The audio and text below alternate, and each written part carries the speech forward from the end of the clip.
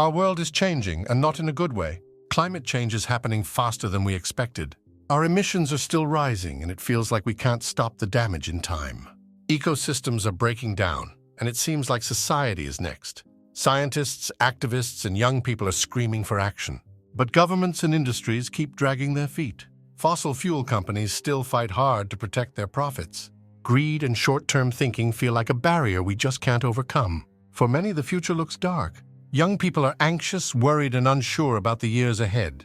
They wonder if it's even right to have children in a world like this. It feels like there's no hope and that giving up is the only choice. But that's not true. You are not doomed. Humanity is not doomed. Even with everything going wrong, there's a reason for hope. Positive change is happening, and there is a path forward. So, before you lose hope, watch this video to the end. Let's start with what we're up against. It's true, climate change is a big threat. If we do nothing, things will get much worse. Already the global temperature is up by 1.2 degrees Celsius. We aim to limit warming to 1.5 degrees, but that looks unlikely.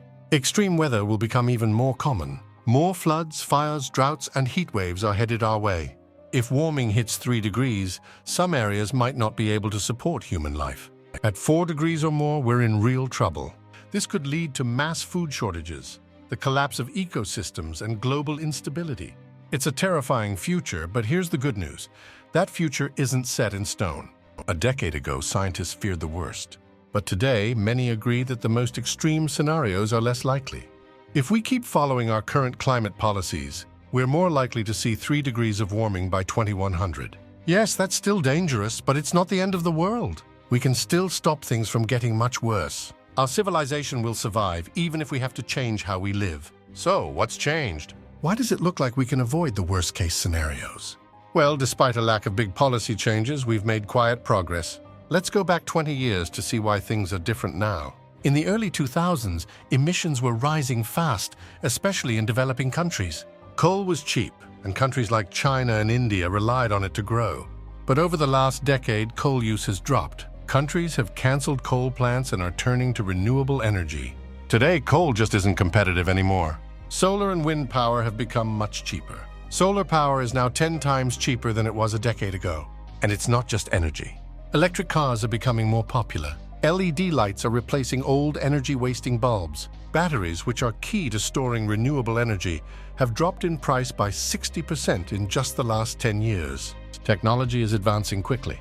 We're making progress on low-carbon solutions in many industries like cement and steel. Even artificial meat and carbon capture technologies are improving. In rich countries, emissions are already falling. Countries like the UK, France, and Italy have reduced their emissions while growing their economies. This shows that we can become wealthier without harming the planet. And as rich countries lead the way, poorer nations can adopt these technologies more cheaply. We're also seeing a shift in public opinion.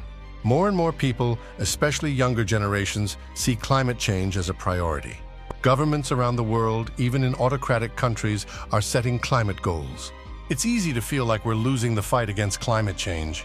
But the truth is, we've made progress, and that's worth celebrating. But does this mean everything is fine?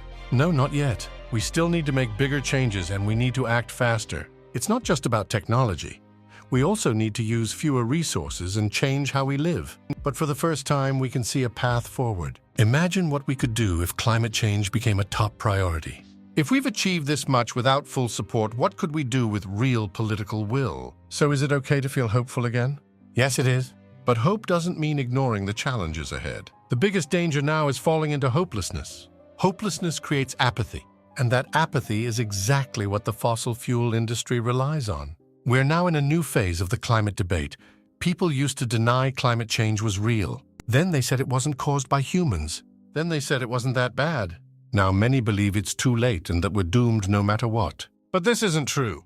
The world can change, and change is already happening. Young people are stepping into leadership roles, pushing for more climate action. The last decade was tough, but it showed us that progress is possible. We still have time to avoid the worst outcomes. We can turn 3 degrees of warming into 2 degrees or even less. So don't give up. Take action. Your future isn't set in stone, and neither is the fate of the planet. The fight is hard, but it's worth it. And together we can still win.